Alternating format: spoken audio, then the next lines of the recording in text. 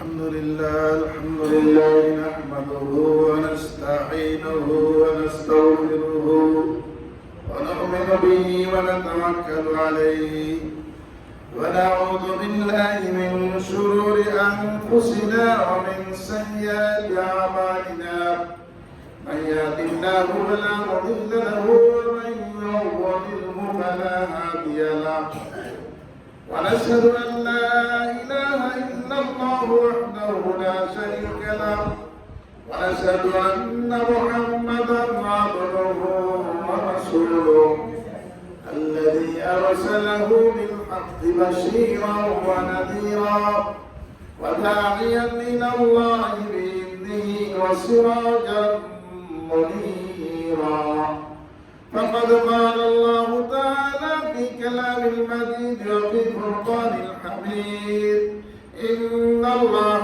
وملائكته يصلون على النبي يا أيها الذين آمنوا صلوا عليه وسلموا تسليما اللهم صل على محمد وعلى آل محمد كما صليت على إبراهيم وعلى آل إبراهيم إنك حميد مجيد اللهم بارك على محمد وعلى آل محمد كما باركت على إبراهيم وعلى آل إبراهيم إنك حميد مجيد اللهم صل على محمد وعلى آل محمد كما صليت على إبراهيم وعلى آل إبراهيم إنك حميد مجيد اللهم بارك على محمد وعلى آل محمد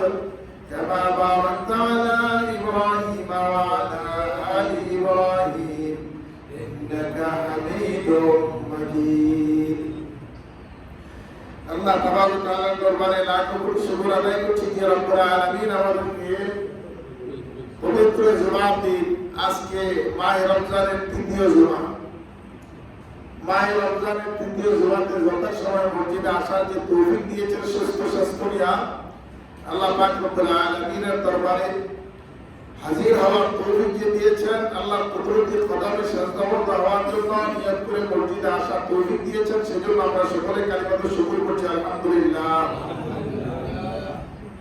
আল্লাহ তাবারক ওয়া তাআলা যাদের উপর দয়া করেছেন মেহেরবানি করেছেন তারাই আল্লাহ পাক রব্বুল আলামিনের ইবাদতের জন্য প্রস্তুতি গ্রহণ করতে পেরেছেন সেজন্য আমরা আবারও শুকরিয়া আদায় করছি আলহামদুলিল্লাহ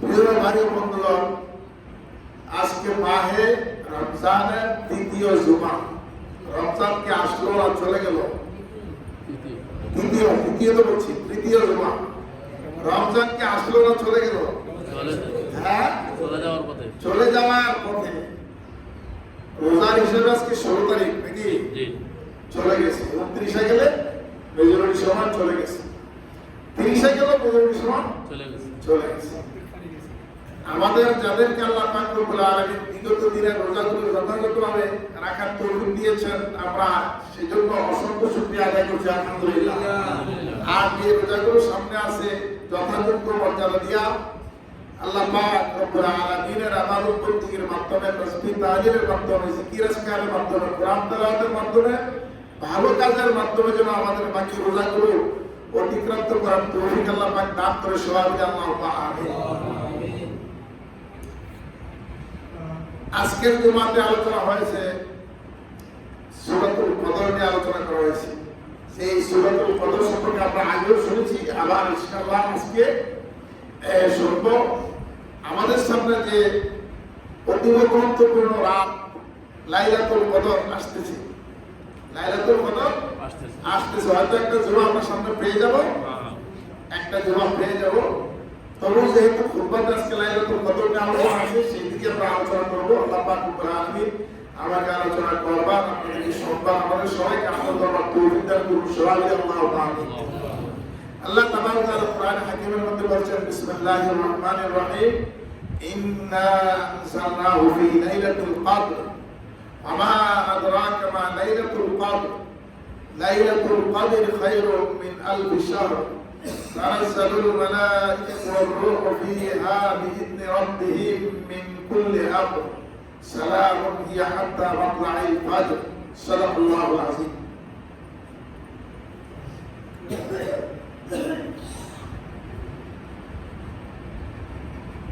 আল্লাহ তাবারক ওয়া তাআলা সূরাতুল কদর বলছেন, ইন্না আনজালনাহু ফী লাইলাতিল কদর, নিশ্চয়ই আমি এই কোরআনকে লাইলাতুল কদরে অবতীর্ণ করেছি। সুবহানাল্লাহ। লাইলাতুল কদরে এই কোরআনকে আমি অবতীর্ণ করেছি, নাযিল করেছি। আমা আদরাকা মা লাইলাতুল কদর, হে রাসূল আপনি জানেন কি লাইলাতুল কদরটা কি? আল্লাহ পাক রব্বুল আলামিন রাসূল আকরাম সাল্লাল্লাহু আলাইহি ওয়াসাল্লামকে প্রশ্ন করছেন, অর্থাৎ এখানে একটা আকর্ষণ তৈরি করার জন্য, মনোযোগ সৃষ্টি করার জন্য, এটার গুরুত্ব বোঝাইবার জন্য, এটার শ্রেষ্ঠত্ব, মহত্ব, মর্যাদা বোঝাইবার জন্য আল্লাহ পাক রব্বুল আলামিন রাসূল আকরাম সাল্লাল্লাহু আলাইহি ওয়াসাল্লামকে বলছেন, আমা আদরাকা মা লাইলাতুল কদর, হে রাসূল আপনি জানেন কি লাইলাতুল কদরটা কি? এরপর আল্লাহ পাক রব্বুল আলামিন নিজে আবার বলছেন, লাইলাতুল কদরি খায়রুম মিন আলফি শাহর। সুবহানাল্লাহ। লাইলাতুল কদরি খায়রুম মিন আলফি শাহর। লাইলাতুল কদর হলো এমন একটা রাত্রি যে রাত্রিটা খায়রুম মিন আলফি শাহর, হাজার মাসের চাইতেও আরো উত্তম। সুবহানাল্লাহ বলেন না? হাজার মাসের চাইতেও আরো উত্তম। সামনের আয়াতগুলো অনুবাদ করার আগে এই আয়াতের আলোকে সামান্য একটু কথা বলি। পূর্ববর্তী জমানার নবীগণের উম্মতেরা অনেক লম্বা চূড়া হায়াত পেত। আপনারা জানেন 1000 বছর, 800 বছর, 900 বছর হায়াত পেত। আর আমাদের নবী মুহাম্মদ সাল্লাল্লাহু আলাইহি ওয়াসাল্লামের উম্মতের হায়াত হলো 60, 70, 100 বছর নাকি? জি। 120 বছর, 10 বছর একটু খুব কমে হয় না, যে আমার না খুব কম হয়, তবে মেজরিটি দেখা যাচ্ছে 60, 70, 80 এর ভিতরে মানুষের হায়াত। আবার কিছু কিছু দেখা গেছে আরো আগে চলে যায়। তো সাহাবায়ে কেরামকে রাসূল আকরাম সাল্লাল্লাহু আলাইহি ওয়াসাল্লাম যখন পূর্ববর্তী নবীগণের উম্মতের আমল সম্পর্কে বলতেন, সাহাবায়ে কেরাম জিজ্ঞাসা দৃষ্টিতে আমরা রাসূলের কাছে জানতে চাইতেন, ইয়া রাসূলুল্লাহ আমরা তো পেছনে পড়ে গেলাম, তারা এত লম্বা চূড়া হায়াত পাইছে, এত ইবাদত করতে পারছে, এত আল্লাহকে ডাকতে পারছে, তো তারা তো আমাদের চাইতে নেকের দিকে অনেক আগাই গেল। তারা নেকের দিকে অনেক আগাই গেল, কারণ তারা 1000 বছর হায়াত পাইছে। আর এত লম্বা চূড়া সময় তারা কি করছে? ইবাদত বন্দেগী করার সুযোগ পেয়েছে। আমরা হায়াতে পাই 60 বছর, এই অবস্থায় স্বল্প হায়াতের মধ্যে ঘোরাও করি আর ইবাদত বন্দেগীও কম দায় করি, এটা তো তাদের তুলনায় কোনো কিছুই না। আল্লাহ পাক রব্বুল আলামিন সাহাবায়ে কেরামের এই আকাঙ্ক্ষার কথা জানেন কি জানেন না? জানেন কি জানেন না? আল্লাহ পাক রব্বুল আলামিন এই আয়াত নাযিল করে সাহাবায়ে কেরামকে, আমাদেরকে, উম্মতে মুসলিমাকে, উম্মতে মুহাম্মাদকে জানাই দিলেন,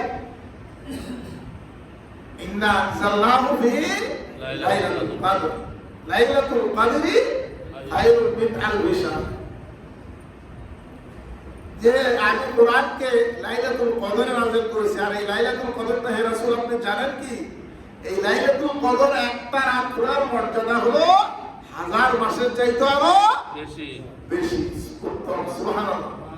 1000 মাসের মতো না, 1000 মাসের সমান না, 1000 মাসের মতো না, 1000 মাসের সমান না, 1000 মাসের চাইতে আরো উত্তম। সুবহানাল্লাহ। তাহলে একটা মানুষ যদি বেশি না সাবানা হওয়ার পরে 20 বছর বেঁচে থাকে, 20 বছরে 20টা রমজান পায়, আর প্রত্যেক রমজানে যদি তার লাইলাতুল কদর নসিব হয়, কয়টা লাইলাতুল কদর হইল? 20টা। তো 1000 মাস দিয়া 20 দিয়ে গুণ করলে কত হয় না? 20,000 মাস। কত বছর হয়? সুবহানাল্লাহ বলতেন না? সুবহানাল্লাহ বলতেন না? হিসাবটা ঘুরাই চলে গেছে। আগেকার জমানার মানুষেরা 800 বছর, 1000 বছর, 900 বছর, 700 বছর বাঁচলো, সওয়াবের দিক থেকে, মর্যাদার দিক থেকে তারা আমাদের সমান হতে পারে না, পারবে না। সুবহানাল্লাহ। আমাদেরকে আল্লাহ পাক রব্বুল আলামিন শ্রেষ্ঠ রাসূল দিয়েছেন, শ্রেষ্ঠ আসমানী গ্রন্থ দিয়েছেন, সুবহানাল্লাহ, শ্রেষ্ঠ যুগ দিয়েছেন, সুবহানাল্লাহ। রাসূল আকরাম সাল্লাল্লাহু আলাইহি ওয়াসাল্লামের যুগ হলো শ্রেষ্ঠ যুগ। খায়রুল কুরুনি কারণে আল্লাহ রাসূল সাল্লাল্লাহু আলাইহি ওয়াসাল্লাম বলেছেন, পৃথিবীতে যত যুগ আছে এর মধ্যে সর্বশ্রেষ্ঠ যুগ হলো আমার যুগ। সুবহানাল্লাহ। আমাদের শ্রেষ্ঠ যুগ দিয়েছেন, শ্রেষ্ঠ রাসূল দিয়েছেন, শ্রেষ্ঠ গ্রন্থ দিয়েছেন, সুবহানাল্লাহ। লাইলাতুল কদরে খায়রুম মিন আলফি শাহর। এই একটা রাত যদি আল্লাহর কোনো বান্দার নসিব হয়ে যায়, আল্লাহর কাছে গ্রহণযোগ্য হয়ে যায়, গ্রহণযোগ্যভাবে ইবাদত বন্দেগী করতে পারে, তার আমল নামায় কম পক্ষে 83 বছর 4 মাসের সওয়াব, এর চাইতে আরো উত্তম, এর চাইতে আরো বেশি। সুবহানাল্লাহ। এরকম যে ব্যক্তি 50, 60, 70, 80, 90 বছর পাইল, তাহলে তার আমল নামায় কত বেশি সওয়াব যোগ হয়ে গেল যদি সে লাইলাতুল কদরের মর্যাদা দিয়া যথাযথভাবে লাইলাতুল কদর সম্মানের সাথে, মর্যাদার সাথে আমল করতে পারে, ইবাদত বন্দেগীর মধ্যে কাটাইতে পারে, তার আমল নামায় বিশাল সওয়াব হয়ে গেল। সুবহানাল্লাহ। এমন একটা লাইলাতুল কদর আমাদের সামনে এসে যাচ্ছে। এখন লাইলাতুল কদরটা কোন দিন? আমাদের দেশে একটা স্বাভাবিক প্রচলন আছে 27 তারিখ, কি বলেন? 26 তারিখ দিবাগত রাতে, এই 27 তারিখটা হলো লাইলাতুল কদর। এটা ঠিক আছে, এটা হাদিসে পাকে লাইলাতুল কদর 27 তারিখের ব্যাপারেও কথা আছে। তবে সবচেয়ে মজবুত যে কথাটা সেটা হলো 21 রাত্র থেকে 29 রাত্র পর্যন্ত বেজর 5টা রাত্র, বেজর 5টা রাত্র। এই বেজর 5টা রাত্রির মধ্যে লাইলাতুল কদর তালাশ করার জন্য রাসূল আকরাম সাল্লাল্লাহু আলাইহি ওয়াসাল্লাম সাহাবায়ে কেরামকে নির্দেশনা দিয়েছেন, বলেছেন যে এই বেজর রাত্রগুলোতে তোমরা লাইলাতুল কদর তালাশ করো। কোন কোন হাদিসের বর্ণনায় বোঝা যায় লাইলাতুল কদর 29 রাত্রে হয়। এক সাহাবী প্রশ্নের জবাবে আল্লাহ রাসূল সাল্লাল্লাহু আলাইহি ওয়াসাল্লাম বলেছেন, যখন কাজের বেতন তোমরা দাও, বেতনটা কোন সময় দাও? কাজ শেষ হওয়ার আগে না শেষ হওয়ার পরে? বলি ইয়া রাসূলুল্লাহ, কাজ শেষ হওয়ার পরে বেতন দেই। তো 29 মানে রমজানের শেষ, 29 মানে রমজানের শেষ। বোঝা গেল এই হাদিসের দ্বারা যে লাইলাতুল কদরটা 29 তারিখ 29 রাতে হয়। অন্য হাদিসে আল্লাহ রাসূল সাল্লাল্লাহু আলাইহি ওয়াসাল্লাম বলেছেন, তোমরা 21 তারিখ রাত্র থেকে, বেজর রাত্র থেকে শুরু করে 29 রাত্র পর্যন্ত প্রত্যেকটা বেজর রাত্রিতে লাইলাতুল কদর তালাশ করো। আবার আরেকটা হাদিস আছে 27 রাত্রে লাইলাতুল কদর হওয়ার সম্ভাবনা বেশি। আসলে এই বেজর রাত্রির যে কোনো একটা রাত্রি লাইলাতুল কদর হয়ে যেতে পারে। তাহলে আমাদের দায়িত্ব কি?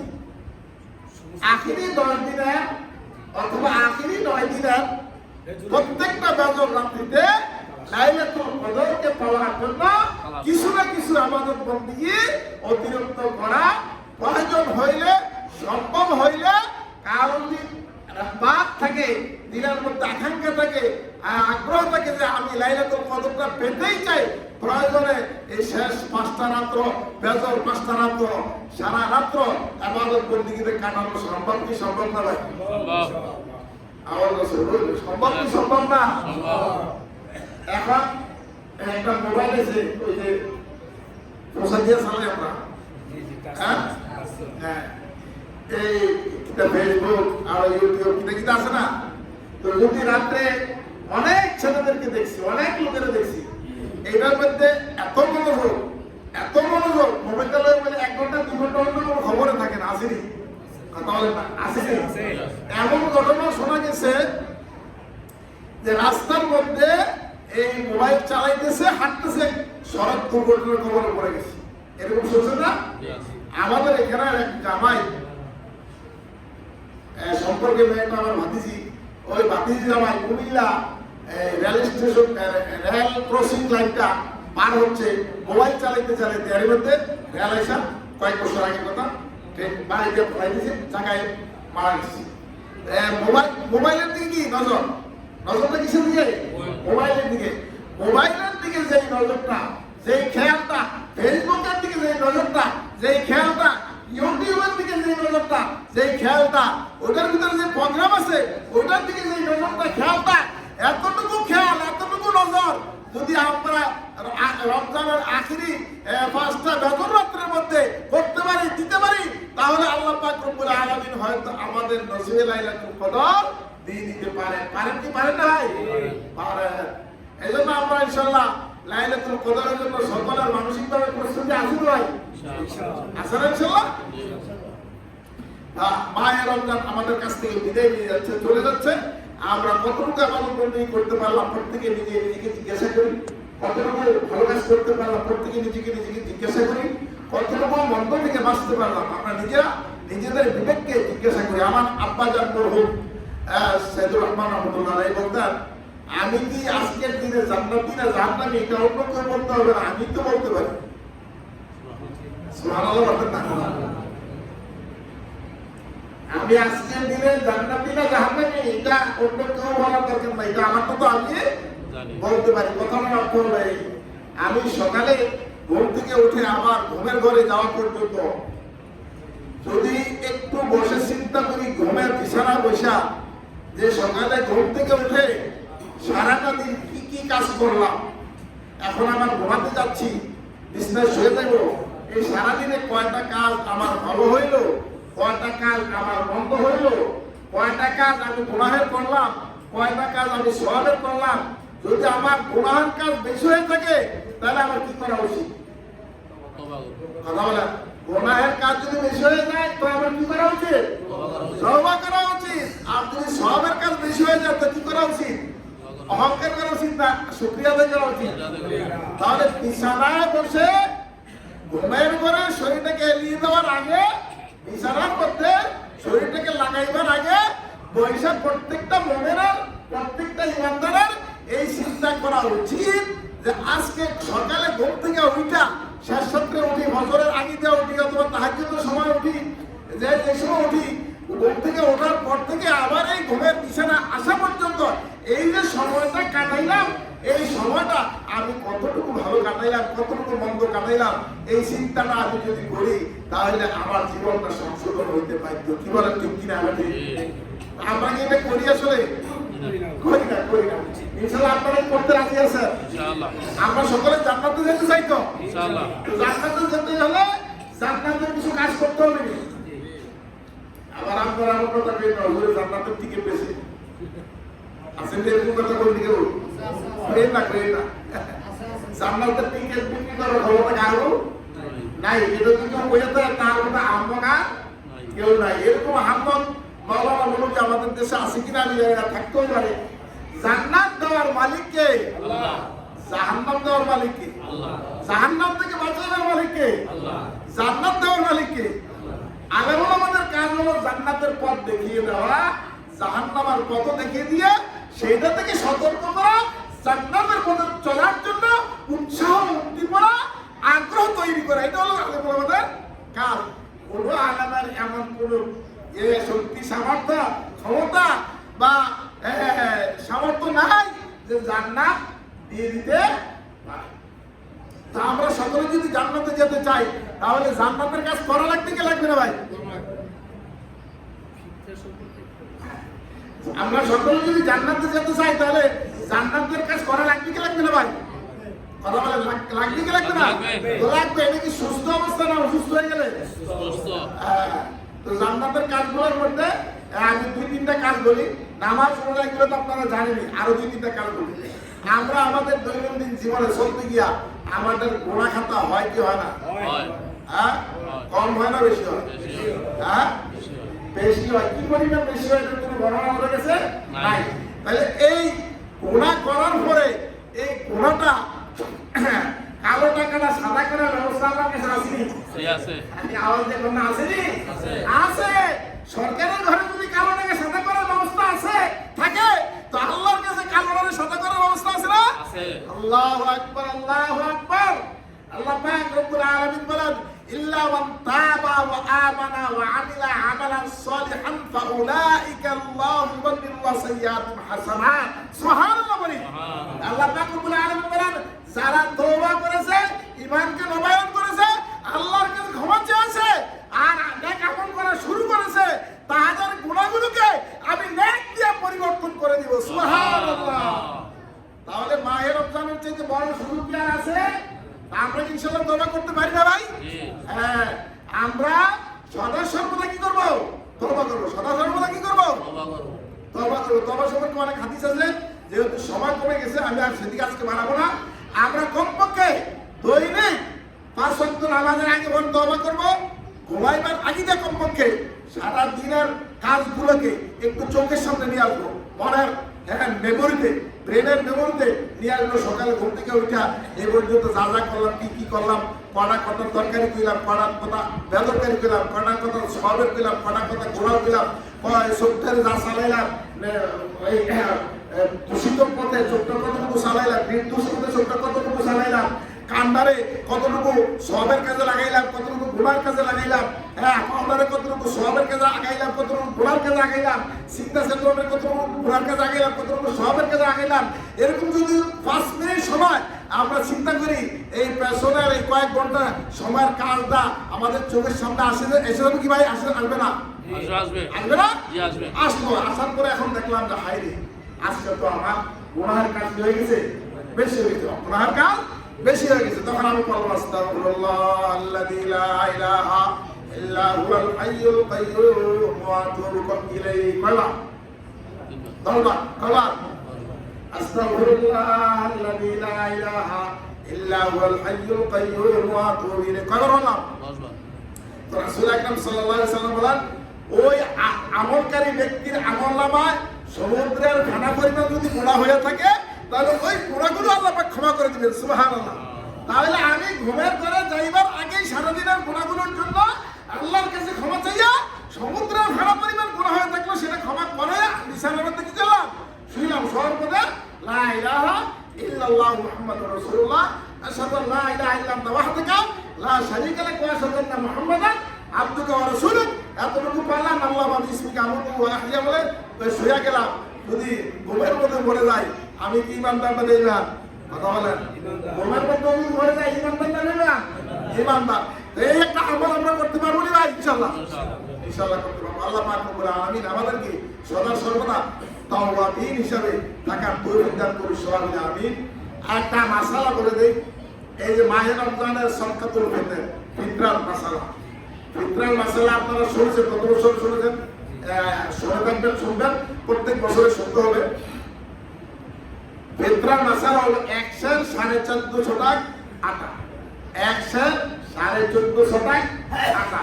এটা আমরা একেবারে খোলায় গেলে একটা সাধারণ বলে ফেলি কি 2 সের আটা বা 2 কেজি আটা। যাই হোক, বেশি দিলে কোনো অসুবিধা নাই। তো 2 কেজি আটা, 2 কেজি খুরমা, 2 কেজি কিশমিশ, এই পরিমাণ টাকা আপনি যদি আটার দামে দেন তাও ফিতরা কি হয়ে যাবে? আদায় হয়ে যাবে। খুরমার দামে দেন তাও ফিতরা আদায় হয়ে যাবে। কিশমিশের দামে দেন তাও ফিতরা আদায় হয়ে যাবে। তবে সর্বনিম্ন হলো 2 কেজি আর 1 সের 1450 টাকা আটা। তো বর্তমানে 1 সের 1450 টাকা আটার দাম কত আছে? ধরুন 100 টাকা নাকি এরকম তো নাকি? হ্যাঁ, 90 টাকা 10 টাকা আমরা প্লাস করে দিলাম, বেশি দিলে কোনো অসুবিধা নাই। হ্যাঁ, মনে করেন আমরা 10 টাকা প্লাস করে দিলাম, অসুবিধা নেই। যেহেতু এটা সর্বনিম্ন একটা সর্বনিম্ন নিম্ন পরিমাণ, আমরা 100 টাকা করে যদি ফিতরা দেই, তাহলে ফিতরা কি হয়ে যাবে? আদায় হয়ে যাবে। আর ফিতরা মাসালা হলো ঘরের আবাল বৃদ্ধ বনিতা, এমনকি আজকে একটা সন্তান জন্ম হয়েছে, হ্যাঁ রমজানের শেষের দিন, শেষ রোজার দিন একটা সন্তান জন্মেছে 4 ওঠার আগে, ওই ছেলেটা ওই সন্তানটারও ফিতরা দেওয়া জরুরি আমাদের হানাফি মাসালা অনুযায়ী। তো এইভাবে করে আমরা যদি তাহলে আমরা এই ফিতরা সম্পর্কে জানলাম তো 100 টাকা। তবে আবার অনেকে ভুল বুঝছেন না, 100 টাকা আন্ডার হবে। কেউ যদি খুরমার দিতে দামে দিতে চান, তারপরে কিশমিশের দামে দিতে চান, এটাও কি আছে? বৈধ আছে। আচ্ছা, আজকে হলো রমজানের কতদিন? 16 দিন। তো 17, 18, 19, 20 সোমবার দিন না বুধবার, শনি রবি সোম মঙ্গল, মঙ্গলবার বুধবার। তাহলে বুধবার থেকে এর থেকে হয়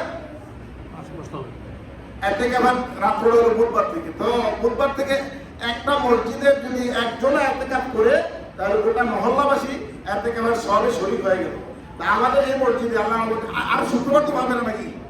আরেকটা শুক্রবার তো পাবে না, মঙ্গলবার বুধবার, মঙ্গলবার না বুধবারে? মঙ্গলবারে বুধবার থেকে প্রথম এতেকাফের দিন। তো মঙ্গলবারে আল্লাহর রহমতে এই মসজিদে এতেকাফ করার জন্য আমরা এরকম কে কি করছি ভাই? ইনশাআল্লাহ মাশাআল্লাহ মাশাআল্লাহ। আল্লাহ পাক কবুল করে সবাই বলে আমিন। আপনি সালাম ভাই, আল্লাহ পাক কবুল করে সবাই বলে আমিন। আর কে আছেন? মাশাআল্লাহ, আল্লাহ পাক কবুল করে সবাই বলে আমিন। একদিন যদি কেউ ইতিকাফ করে আল্লাহ পাকের সন্তুষ্টির জন্য জাহান্নাম থেকে 500 বছরের রাস্তা দূরে সরে যাবে। সুবহানাল্লাহ। একদিন ইতিকাফ করছে কার সন্তুষ্টির জন্য? আল্লাহ সন্তুষ্টির জন্য। ওই ব্যক্তি জাহান্নাম থেকে 500 বছরের রাস্তা দূরে সরে যাবে। সুতরাং ইতিকাফ যদি সম্ভব হয়, কারো ধরো সম্ভব হইলে কেউ বঞ্চিত হয়ে না বলে আমি ওজন আমি 10 দিন পাচ্ছি না, একদিন করেন, 2 দিন করেন, 3 দিন করেন, যেটুকু পারেন সেটুকুই করেন। আল্লাহ পাক রব্বুল আলামিন আমাদেরকে তৌফিক দান করুন সবাই মিলে আমিন।